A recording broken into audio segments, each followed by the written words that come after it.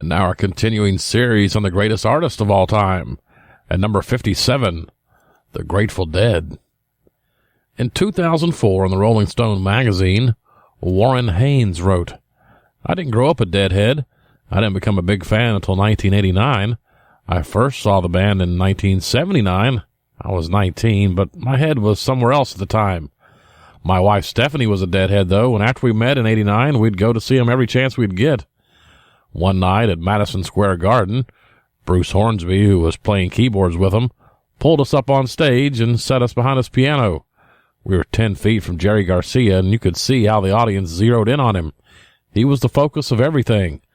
There was a synchronicity between the Dead and the crowd, and it was mesmerizing to watch Jerry in his own understated way, steering that ship, knowing it was a big ship that could barely be steered, but if anybody could steer it, it was him. Obviously, most of today's jam bands are influenced by the Dead, but what disappoints me about a lot of current music is that you don't hear any history in it. The Dead were aficionados of folk, acoustic blues, and bluegrass, particularly Garcia.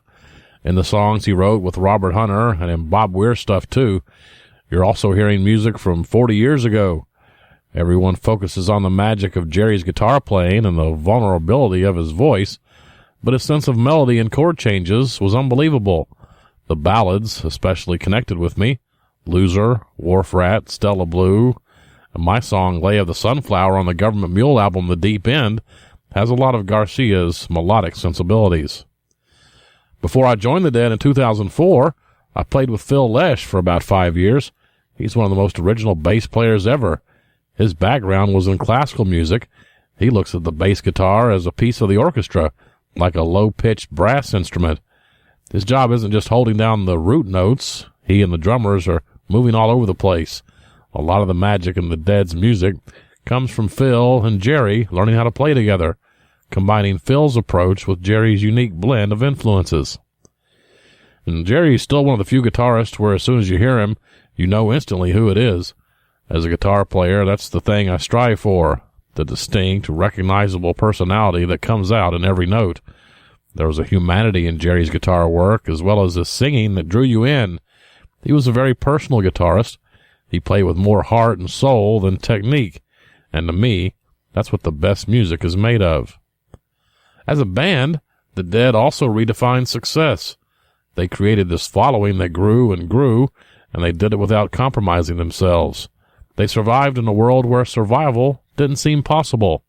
They bucked the system and encouraged their fans to do the same, to be free thinkers. There are a lot of Deadheads who were completely different people before they connected with the Grateful Dead. Warren Haynes concludes, "The Dead still believe in that message. When I'm with the Allman Brothers, the band always leaves it up to me of how much of Dwayne's influences I should show. The Dead are like that too. They're never going to tell me, play it more like Jerry or less like Jerry. It's always, do what you think is right." Our song for today is Sugar Magnolia. It was written by Robert Hunter and Bob Weir. It's one of the most well-known songs by the group, alongside the hits like Truckin', Casey Jones, and Touch of Grey. It was first released on the 1970 album American Beauty. It's our continuing series on the greatest artist of all time. And at number 57, the Grateful Dead.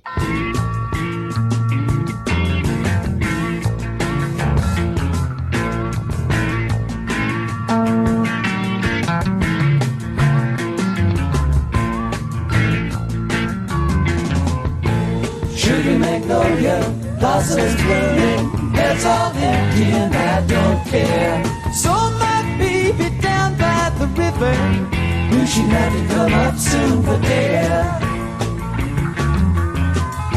Sweet blossom, come on, under the willow, we can have high times if you look back. We can discover the wonders of nature, growing in the bushes down by the riverside. She's got everything delightful. She's got everything I need. Takes the wheel when I see him double. Pays my ticket when I speak.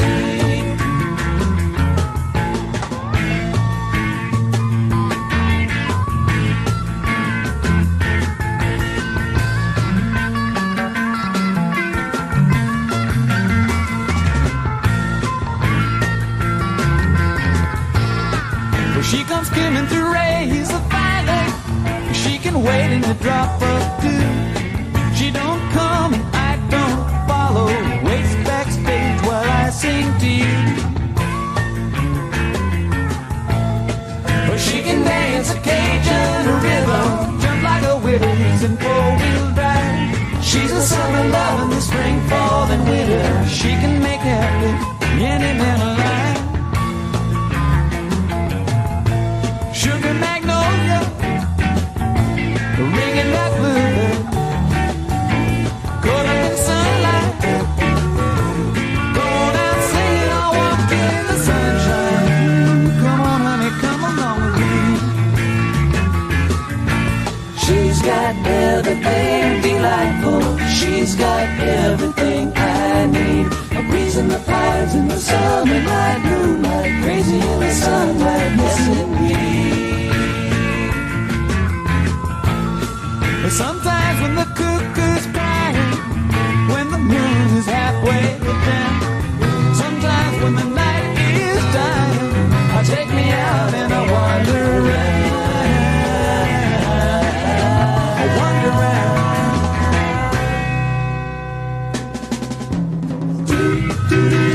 Sunshine daydream, walking in the tall trees, going where the wind goes,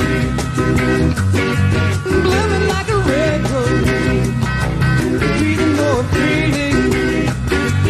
Light out singing, I walk in the morning sunshine, the sunshine daydream, sunshine.